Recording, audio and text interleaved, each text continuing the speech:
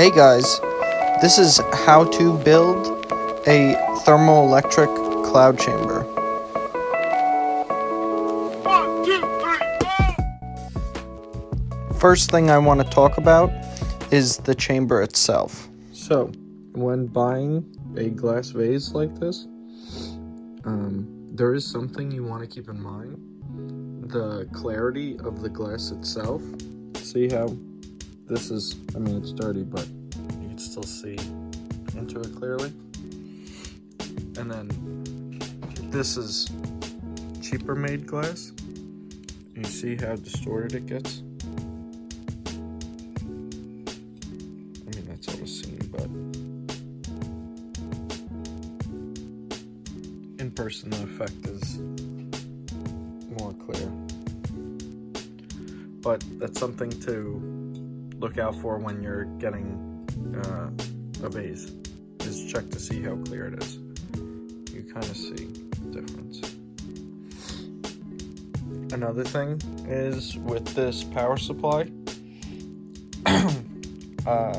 took me a minute. I thought it was broken, but it turned out that you just need to connect the green wire with ground like that, and that takes this unit out of sleep mode, and then the voltages will appear.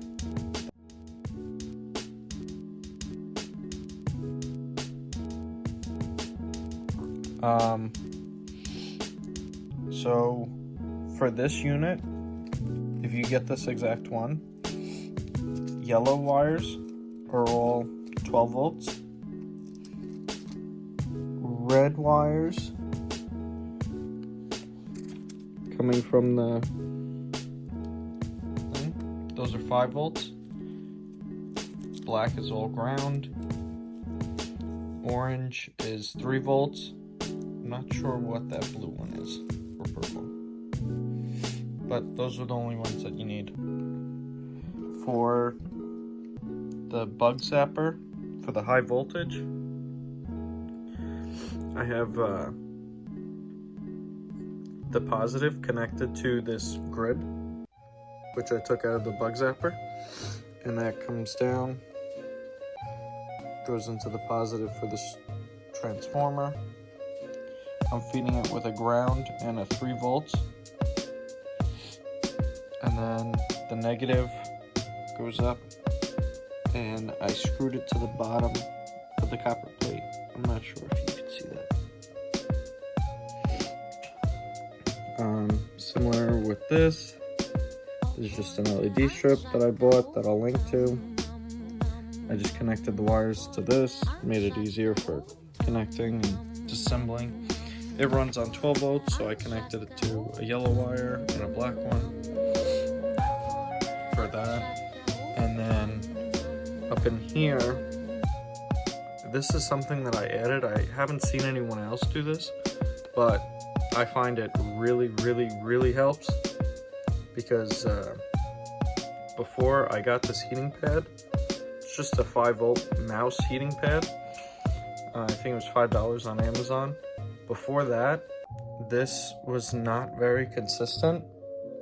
Like, sometimes it would work, sometimes it wouldn't, and I realized that if I kept my hand up here on top of the glass to warm this pad, that pad inside the chamber, that it would start to work eventually. But it took like a really long time, even though it was down to temperature. It was like negative 37 degrees Celsius, but it still wasn't producing the trails. So I figured if I warm this, it works. And since I added this, it works amazing. And also sometimes you might have this might be negative by accident, and this might be positive, which is how I had it originally. That's why this one's black and this one is red, because I thought they were switched, because this Chinese board doesn't show polarity. What else? Alright, so once you get your water cooler heatsink hooked up and you make sure that the pump works, you can just follow the directions that it comes with. It tells you which pins are positive for 12 volts for the fan and the little pump that's built in.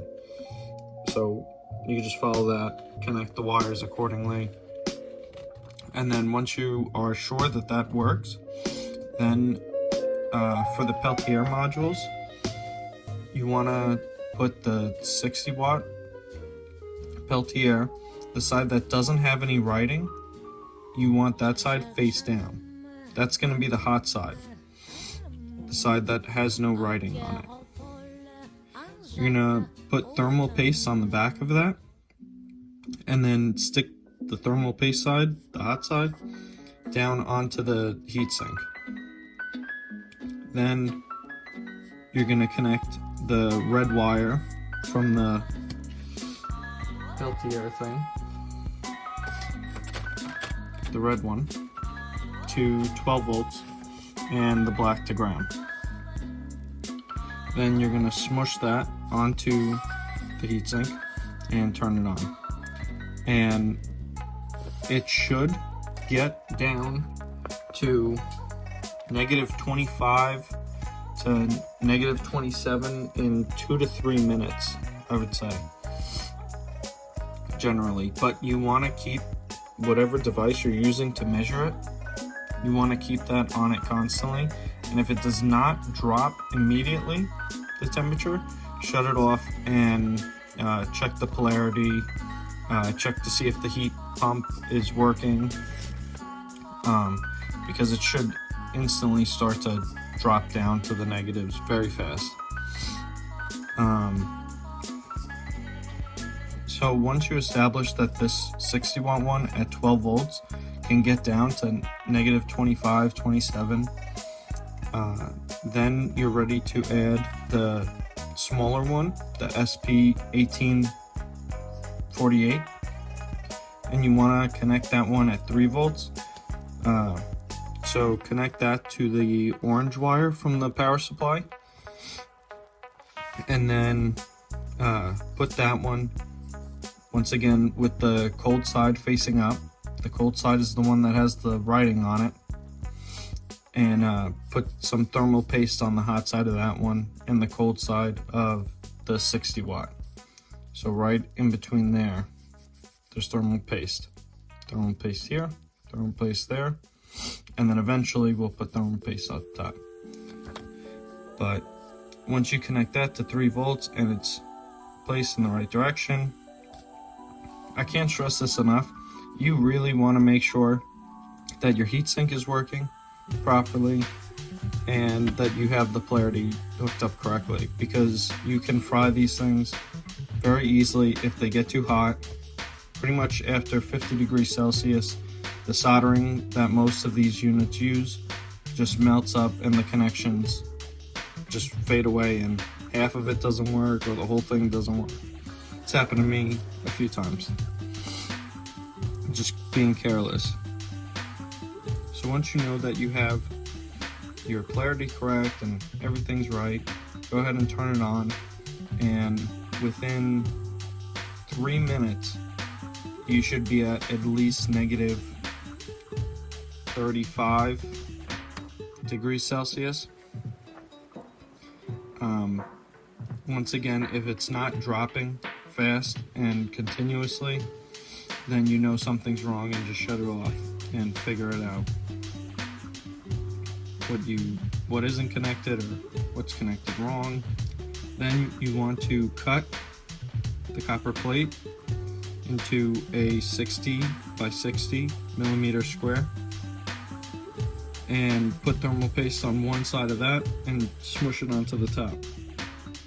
I suggest right before you do that, you either solder or drill and tap a small 3mm M3 hole in the copper plate to connect your ground wire from the bug zapper transformer. Then once you have all that connected, you want to cut out a 60 by 60 millimeter square out of a plate of acrylic and make sure the outside dimensions are big enough for your vase or glass chamber to sit on.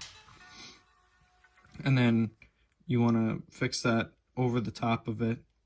I use some wooden dowel rods to make stands to hold it up, and then I put a black vinyl sticker on top of the acrylic and the copper plate to cover it. Alright, so here I have a list of all the items that I use to make this.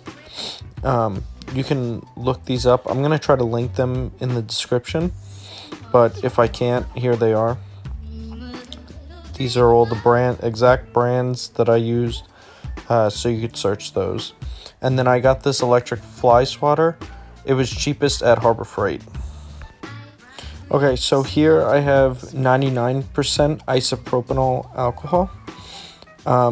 It has to be over 95%, otherwise it won't really work that well. As you saw before, this stuff is only like $3, so it's really worth buying. So here I have Americium 241 that I extracted from a smoke detector. I'm not going to show you how to do that because there's plenty of videos on YouTube how to do that.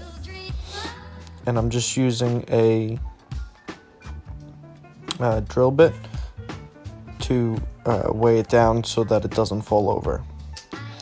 And now I'm going to take like 3 milliliters of the isopropyl alcohol and soak the pad in the top of the container.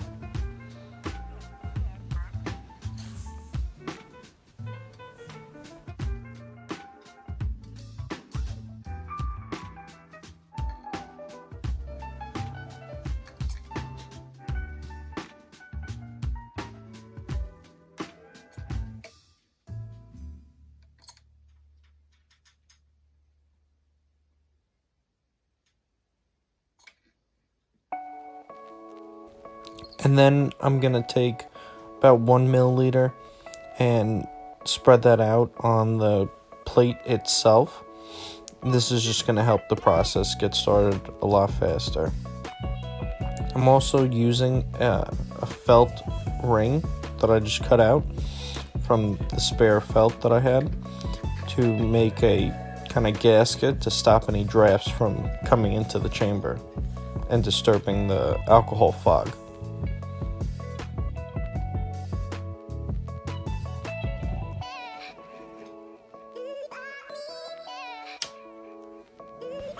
I just want to stop the video for a second and say thank you to all of you who have made it this far.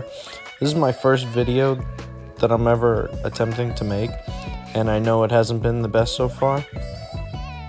But if you like it, and you want to see more and see if I can get any better at this thing, then I would love it if you guys could like and subscribe. That'd really help out a lot.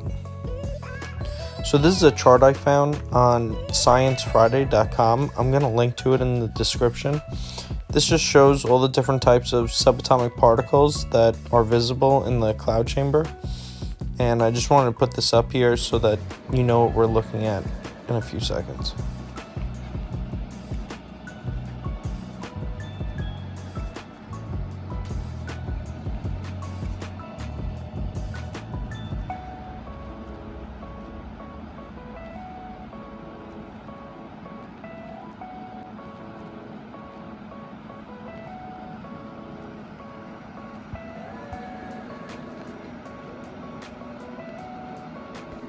So this is after 3 minutes of the cloud chamber being turned on, and you could just start to finally see the beginnings of some alpha particle trails showing up. I'm going to skip ahead now to 7 minutes from startup and see what it looks like. So now the alpha particle trails are extremely pronounced, You can see a bunch of those, even some electrons floating around, some beta particles, and I think there's about to be a muon.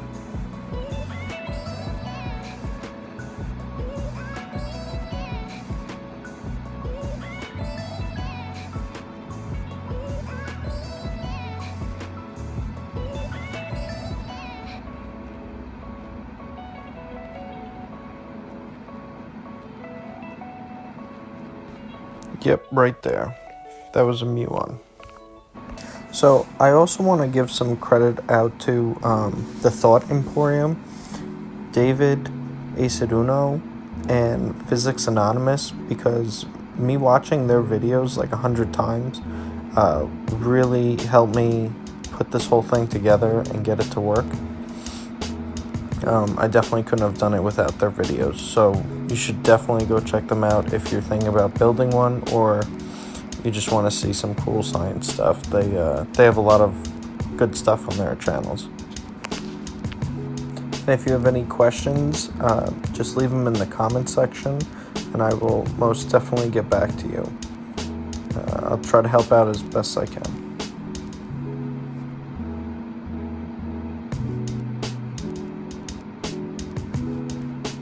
I'm not too sure on what to make a video of next.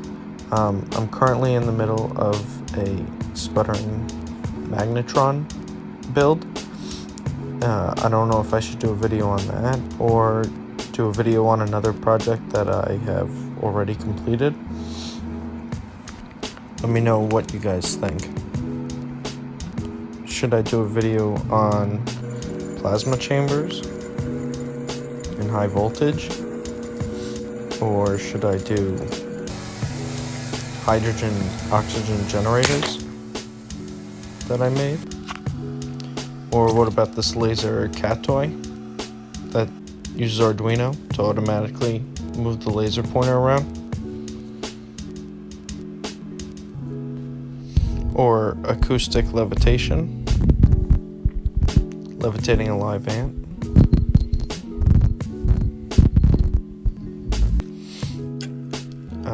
Teaching about eddy currents and how they work. It's an aluminum disc. 3D printing. CO2 laser engraving and cutting. Let me know in the comments below. What do you think the next video should be on? And now I'm going to end this painfully long video with 4 minutes of just background radiation in the cloud chamber, and you could see all the naturally occurring radiation that is going on unseen every day. We are bombarded with these subatomic particles. Enjoy. Thanks for watching.